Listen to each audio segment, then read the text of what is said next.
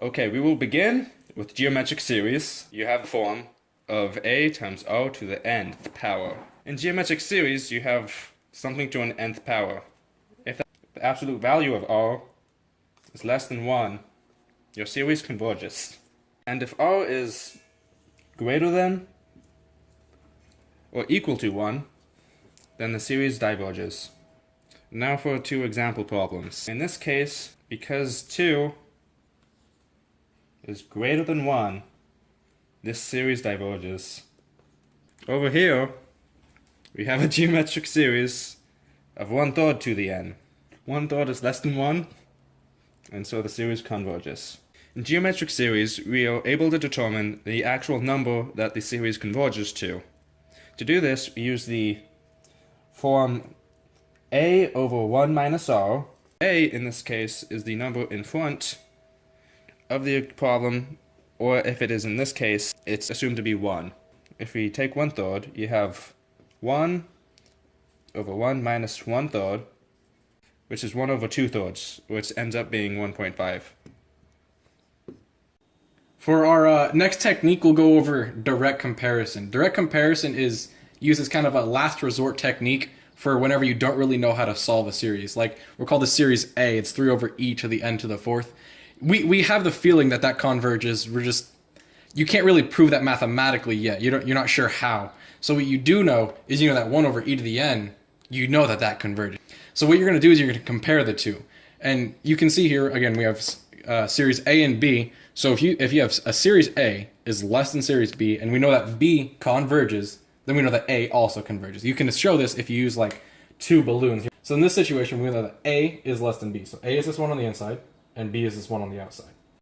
So as in our two series here, B is greater than A. And you can imagine that if the balloon has not yet popped, if the balloon is full, then it converges. However, if the balloon grows too big, it will then pop, and we call that diverging. So in this situation, both balloons are okay. And we know that B converges. We already proved that, so B is solid.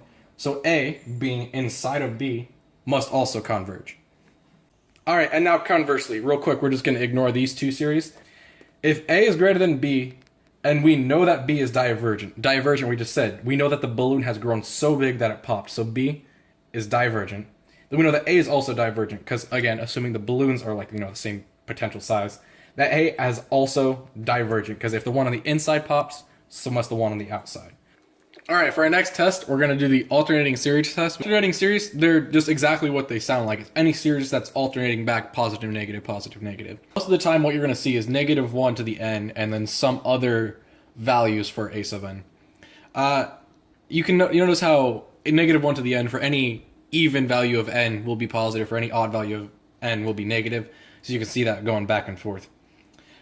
To solve an alternating series is actually kind of simple. We've got a little checklist here. First, it needs to be alternating. In and of itself, that's fine. Then it also has to be decreasing. So that means that a sub n must be decreasing as n gets increasingly larger. And then, finally, the limit as n approaches infinity must be 0. So it has to decrease all the way to 0. It can't stop at 1 or something like that. It must get all the way to 0. If all of these conditions are met, then we know that the series converges. However, if it's not alternating, well, don't use the alternating series test, sounds pretty easy. If it's not decreasing, then you know that it's never going to equal 0, therefore it diverges. And if the limit does not equal 0, then due to the nth term tests, it diverges. For this series here, we've got -1 to the n times n over 5n. Well, right off the bat, we can just cancel off these n's. So we've got -1 to the n over 5. We can see that this, although it is alternating, it's not decreasing. It's just going to be +1/5, -1/5, +1/5, -1/5. It just oscillates back and forth. So it is neither decreasing, and the limit is not 0. So we know that this series diverges. Over here, if you've learned P series, then you know that 1 over n diverges. However, if they make that alternate, it then converges, because you can see it's alternating due to our checklist. It is decreasing, because this is just going to be positive or -1, but n is going to keep getting larger and larger in the denominator, and the limit as n approaches infinity is 0, then that does converge, because it meets all of the conditions of the alternating series test. On the note of this series and the fact that it converges, having something alternate like this is called conditional convergence. So really we should have two C's here. Conditional convergence, which means that if it's alternating, it converges, but if you remove the part that's alternating, then that would be a divergent series. So anything that converges only because it's alternating is called conditionally convergent. But for any series that converges whether or not it's alternating, so if we were, for example, to have -1 to the n over n cubed, that meets all the conditions of our alternating series test, therefore it converges. If we just have 1 over n cubed, that still converges. So this is called absolute convergence. So the next series test that we're going to use is the ratio test. The ratio test is used when you're just kind of like, wow, this seems like really hard to solve, but it's really not, because you can use the ratio test. And what the ratio test essentially is doing is you're taking a term and dividing the next term in the series by the term.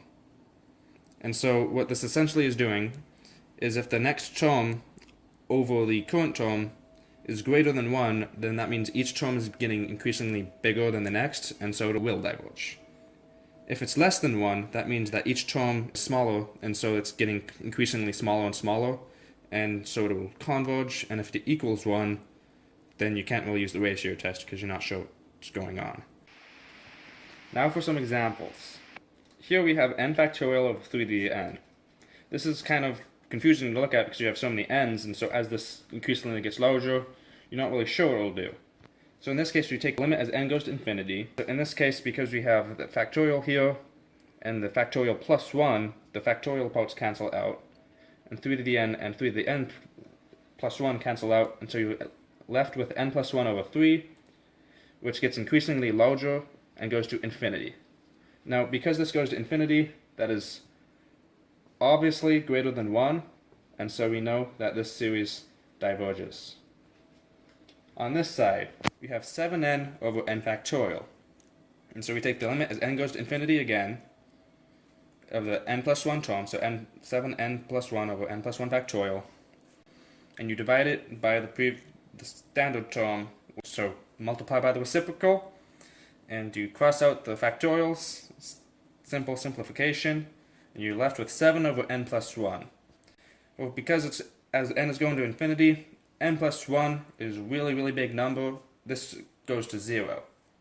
So this series converges. So now we are going to do the root test. The root test is related to the ratio test in that you're doing the same thing, the limit as n goes to infinity of the absolute value of a to the n, but instead you're taking the nth root of the a to the n series. And in this case, if the nth root of the a to the n series is less than 1, it is convergent. If it's greater than 1, it's divergent, and if it equals 1, you're not sure what's going on. You use this test when it'd be much nicer if you were able to cross off a few n. So an example of this, over here we have n squared over 3n squared plus n all to the nth power. That's just messy to look at. And so the root test, we would do the limit as n goes to infinity of the nth root of that, so that's essentially canceling out that n, and so we would just end up with n squared over 3n squared plus n. So in this case, the limit as n approaches infinity is 1/3, because you only pay attention to the n with the highest power, because in the long run that's all that matters. And so because this is 1/3, that is less than 1, and so therefore this series is convergent. Over here we have n cubed to the nth power over 3 to the nth power. Looking at this, you just don't know what to do, and so if you get rid of the nth powers, then it's a much simpler problem to look at, and so that's what you do. You take the limit as n goes to infinity, and in this case we don't need to absolute values because it's already all positive, but the nth root of n to the n over 3 to the n, that just gets rid of the n's, and so you are left with n over 3, and so this goes to infinity, and therefore is greater than 1 and divergent. So geometric series are one of the series where we can determine the number it actually converges to. To do this, we use the equation of a over r. Keegan, that's not even close.